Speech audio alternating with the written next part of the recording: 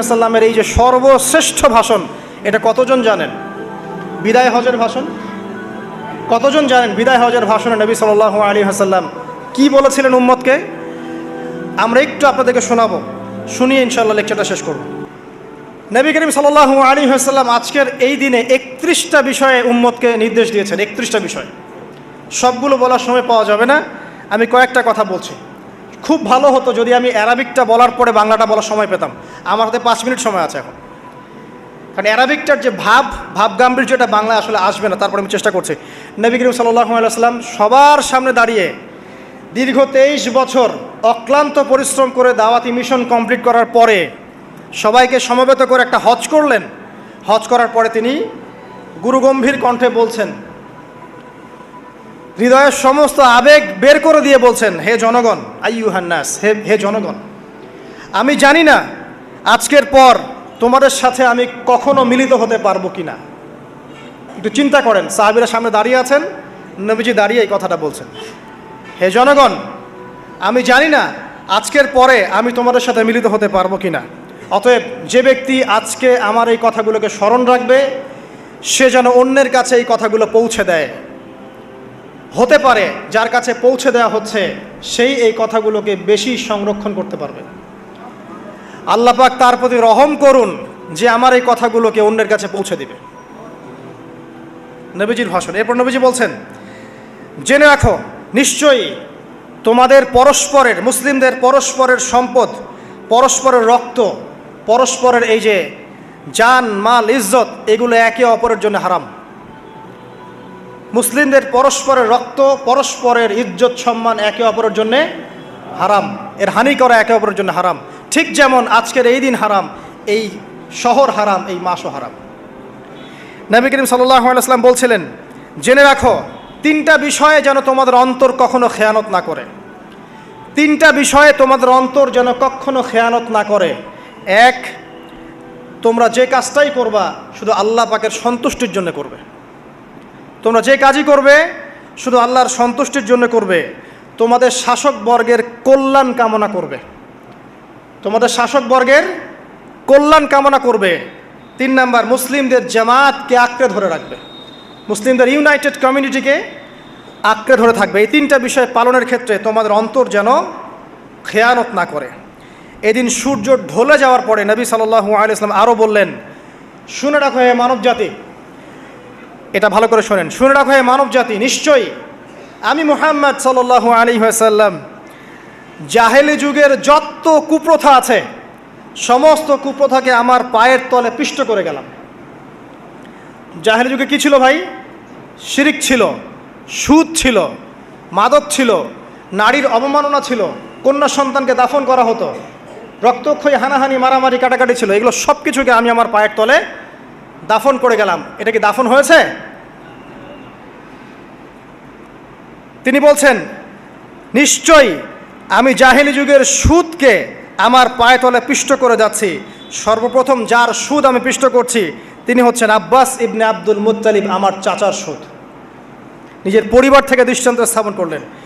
তিনি আরও বললেন, হে উপস্থিত জনগণ, তোমরা মেয়েদের ব্যাপারে সতর্ক থাকবে এবং তোমাদের স্ত্রীদের ব্যাপারে সতর্ক থাকবে, তাদের হকের ব্যাপারে সতর্ক থাকবে, কেননা তোমরা তাদেরকে আল্লাহর কালিমার মাধ্যমে হালাল করে নিয়েছো। অতএব তাদের ব্যাপারে তোমরা সতর্ক থাকবে। তোমাদের উপর তাদের হক হচ্ছে তোমরা যা খাবে, যা পরবে, তাদেরকেও তাই খাওয়াবে, তাই পরাবে। আর তাদের উপর তোমাদের হক হচ্ছে যে তারা তোমাদের বিছানায় এমন কাউকে আসতে দিবে না যাদেরকে তোমরা অপছন্দ করো। নবী করিম সাল্লাল্লাহু আলাইহি ওয়াসাল্লাম আরও বলছেন, এই দিন আইয়ুহান নাস, হে মানব জাতি, তারাকতু ফিকুম আমরাইন, জেনে রাখো আমি তোমাদের সামনে মাত্র 2টো বস্তু ছেড়ে গেলাম। কয়টা বস্তু? লান তাদিল্লু মা তামাসসাকতুম বিহিমা, তোমরা কোনোদিন পথভ্রষ্ট হবে না যতদিন এই 2টা বস্তুকে আঁকড়ে ধরে থাকবে। কিতাব আল্লাহ, আল্লাহর কিতাব, ওয়া সুন্নতি নবীহি, এবং তার নবীর সুন্নাহ। তিনি আরও বললেন, আল মুসলিম, জেনে রাখো প্রকৃত মুসলিম সে ব্যক্তি, মান সালিমাল মুসলিমুনা মিন লিসানিহি ওয়া ইয়াদিহি, যে ব্যক্তির হাত এবং জবান থেকে অন্য মুসলিম নিরাপদ থাকে সেই ব্যক্তি হচ্ছে প্রকৃত মুসলিম। আল মুহাজির, আর প্রকৃত মুহাজির সে ব্যক্তি, মান হাজারা মা নাহাল্লাহু আন, আল্লাহ পাক যা নিষেধ করেছেন সেখান থেকে যে দূরে থাকে সেই ব্যক্তি প্রকৃত মুহাজির, মানে হিজরতকারী। তিনি আরও বললেন, মনে রেখো আমি তোমাদের সবার আগে হাউজে কাউসারে চলে যাব, সুবহানাল্লাহ, এবং সেখানে আমি তোমাদের জন্য অপেক্ষা করতে থাকবো। অতএব শোনেন, অতএব তোমরা আমার চেহারাকে কালিমালিপ্ত করো না, মানে আমার চেহারায় কালিমালিপ্ত করো না, আমার নাম নষ্ট করে দিও না। আমি তোমাদের সংখ্যাধিক্য দেখে আল্লাহর কাছে গর্ব করব, আমাকে তোমরা অপমানিত করো না। আজকে কি আমরা তার দায়িত্ব পালন করে উম্মাহ হতে পেরেছি? নবীজি বলেছেন, তা আমার চেহারাকে কালিমালিপ্ত করো না, সুবহানাল্লাহ। তিনি বলছেন, ওই সময় কিছু মানুষ থেকে আমি মুক্ত হয়ে যাব, আর কিছু মানুষ আমার থেকে মুক্ত হয়ে যাবে। বলা হলো, কারা ইয়া রাসূলুল্লাহ? তিনি বলছেন, আল্লাহ পাককে আমি বলবো, ইন্নাহুম মিন্নি, হে আল্লাহ এরা আমার উম্মাহ, এরা আমার উম্মত, আমার সাহাবী।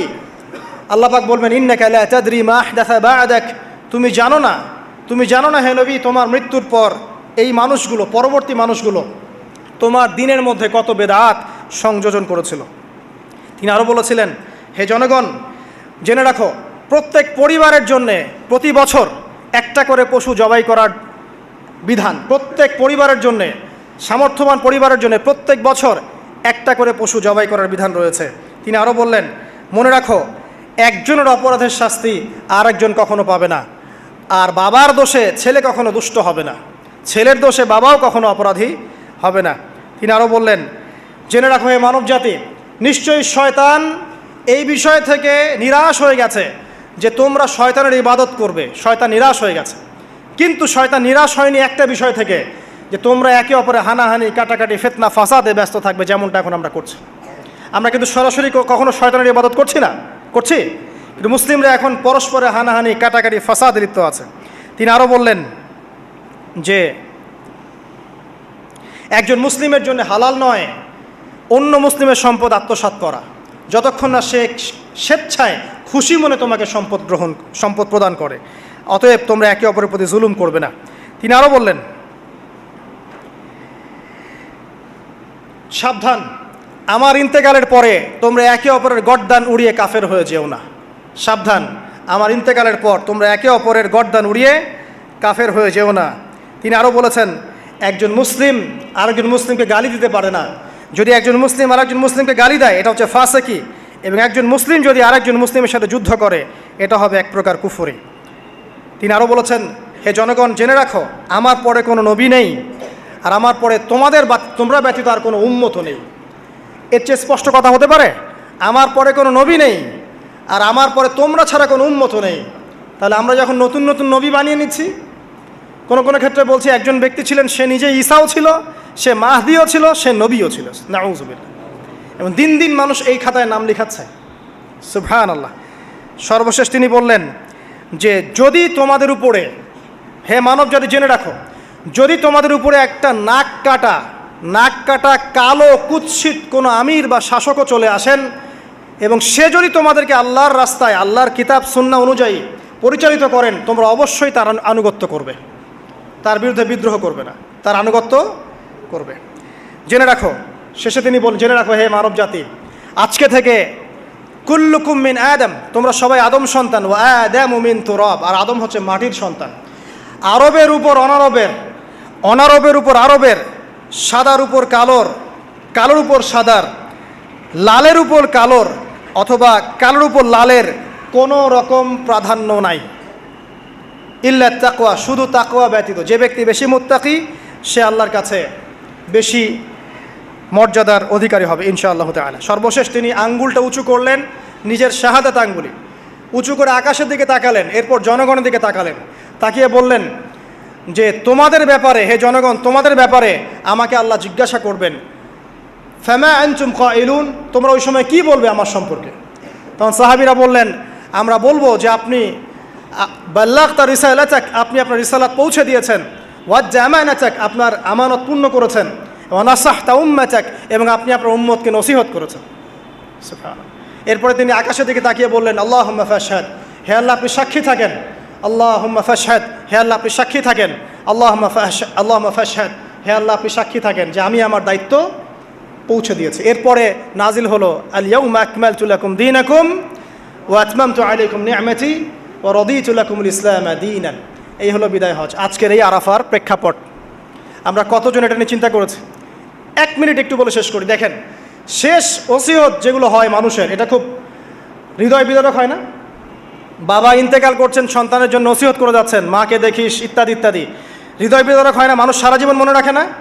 বাট আমরা আমাদের এই ন্যাশন, এই উম্মা, নবী সাল্লাল্লাহু আলাইহি সাল্লামের উম্মা বলে আমরা যারা দাবি করছি, আমাদের মধ্যে বেশিরভাগ মানুষ নবী সাল্লাল্লাহু আলাইহি সাল্লামের শেষ এই নসিহতগুলো ভুলে গেছি আমরা। নসিহতগুলোর মধ্যে সবচেয়ে ইম্পর্ট্যান্ট ছিল শিরক থেকে দূরে থাকা, সুদ থেকে দূরে থাকা, মুসলিম ভেদাভেদ না করা, শাসকের কল্যাণ কামনা করা, বিদ্রোহ না করে শাসককে উত্তম নসিহত করা। এবং আরেকটা হাদিসে তিনি বলেছিলেন 5 ওয়াক্ত সালাত আদায় করবে, সওম পালন করবে, রমজান মাসে সাধ্যমতো সাদাকা করবে, মুসলিমদের জামাত আঁকড়ে ধরবে, ইনশাআল্লাহ হাসতে হাসতে জান্নাতে প্রবেশ করবে। আও কামা ক্বালা আলাইহিস সালাম। জাহেলি যুগের সমস্ত প্রথা ছেড়ে দেওয়া ছিল আজকের দিনের মূল মর্ম, আমরা ছাড়তে পারছি না। সুদ ছেড়ে দেওয়া ছিল মূল মর্ম, ছাড়তে পারছি না। শিরক থেকে বের হতে পারছি না। বেদাতীদের ব্যাপারে ধমক দেওয়া হয়েছে, বেদাত ছাড়তে পারছি না। খেয়াল করে দেখেন, মুসলিম হানাহানি কাটাকাটি এখনও ছাড়তে পারছি না। ইভেন ধর্মতাত্ত্বিকভাবেও আমরা বহু দল এবং উপদলে বিভক্ত হয়ে গেছে, কারোর সাথে কারো ঐক্য নাই। সব মিলিয়ে নবী সাল্লাল্লাহু আলাইহি ওয়াসাল্লামের শেষ ওসিয়তগুলো, কিতাব এবং সুন্নাহ আঁকড়ে ধরা, এটা আমরা সবাই আঁকড়ে ধরতে পারছি না। আজকের এই দিবসগুলো এই জন্যই আল্লাহ পাক বারবার ফিরিয়ে দেন, যাতে করে এগুলো নিয়ে আলোচনা হয়, আমরা এগুলো জানতে পারি এবং আমল করতে পারি, এই চেতনাগুলো লালন করতে পারি, নিজেরাও শিখি, পরিবারকেও শেখাই, আগামী প্রজন্মকেও শেখাই ইনশাআল্লাহ তাআলা। আশা করছি ইনশাআল্লাহ আমরা যদি নাও পারি, একসময় এমন একটা প্রজন্ম আসবে যারা নবী সাল্লাল্লাহু আলাইহি ওয়াসাল্লামের উম্মার মতো উম্মা হবে ইনশাআল্লাহ।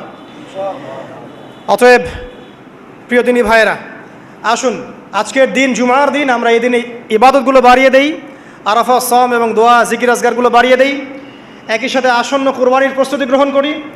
এবং আজকের দিনে, আরাফার এই দিনে হাজিদের সাথে আমরাও শরীক হয়ে আল্লাহর কাছে বলি যে আল্লাহু আকবার, লা ইলাহা ইল্লাল্লাহ, আল্লাহু আকবার, ওয়ালিল্লাহিল হামদ।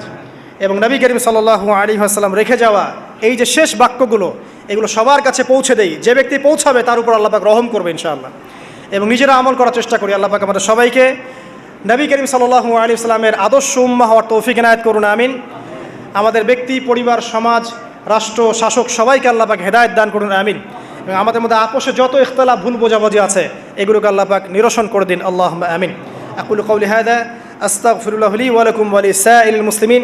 বারাকাল্লাহু লানা ওয়া লাকুম বিলায়াতিল হাকিম। ইন্নাহু তাআলা জাওয়াদুন কারীমুন বাররাউফুর রহিম। আসসালামু আলাইকুম ওয়া রাহমাতুল্লাহি ওয়া বারাকাতুহু।